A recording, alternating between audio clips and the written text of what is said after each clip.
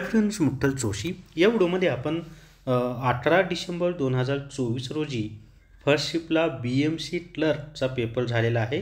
तर त्या पेपरचा नेमका पॅटर्न कसा होता आणि 2 डिसेंबर ते 6 डिसेंबरमध्ये जो पॅटर्न होता तोच आता कंटिन्यू आहे की त्यामध्ये बदल झाला का, तो पॅटर्न बदलला, या संदर्भात डिटेल्समध्ये माहिती पाहणार आहोत।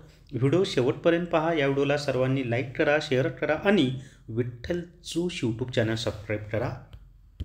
जर तुम्हाला अंगणवाडी पर्यवेक्षिका ई-बुक घ्यायचा असेल तर प्ले स्टोरवरून विठ्ठल जोशी ॲप डाउनलोड करा आणि अंगणवाडी पर्यवेक्षिका ई-बुक विकत घ्या।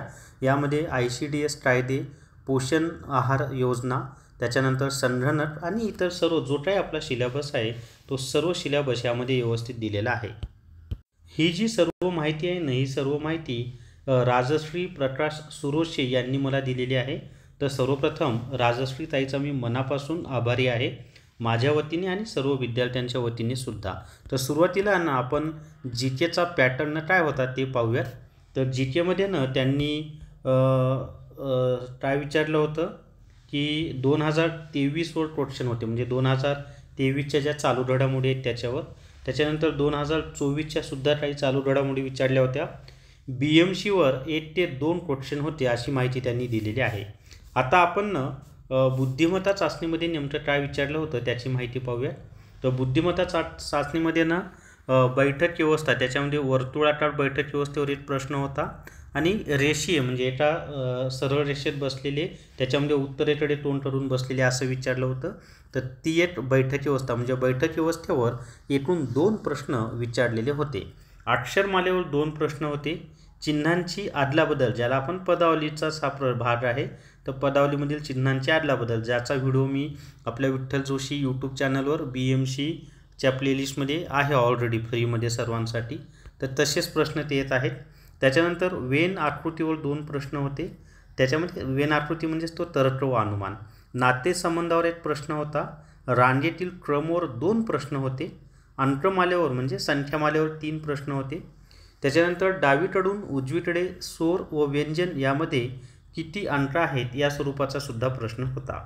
आता इंग्लिशमध्ये काय होतं ते पहा। तर इंग्लिशमध्ये पॅसेजवर 5 प्रश्न होते। सिनॉनिम्सवर 1 प्रश्न होता। अँटोनिम्सवर 1 प्रश्न होता। इडियमवर 1 प्रश्न होता। पॅराजंबलवर 2 प्रश्न होते।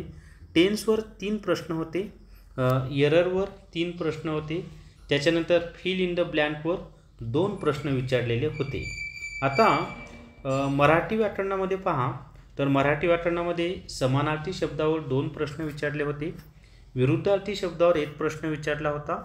समासमध्ये वेनिफनी त्यांनी विचारला होता। तर वेनिफनी हे द्वंद्व समासाचं उदाहरण आहे आणि त्यामध्ये सुद्धा समाहार द्वंद्व समासाचं ते उदाहरण आहे। आणि ज्या समासी शब्दामधील दोन्ही पदं महत्त्वाची असतात त्यालाच आपण द्वंद्व समास असं म्हणतो।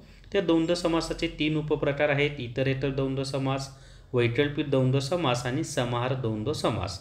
त्याच्यानंतर पान सुपारीचा विग्रह विचारला होता। तर पान, सुपारी व इतर तत्सम पदार्थ असा त्याचा विग्रह होतो। त्याच्यानंतर उतार्यावर 5 प्रश्न विचारले होते। वाक्प्रचारवर 1 प्रश्न त्यांनी विचारलेला होता। मनीवर 1 प्रश्न विचारला होता। प्रवेदवर 1 प्रश्न विचारला होता।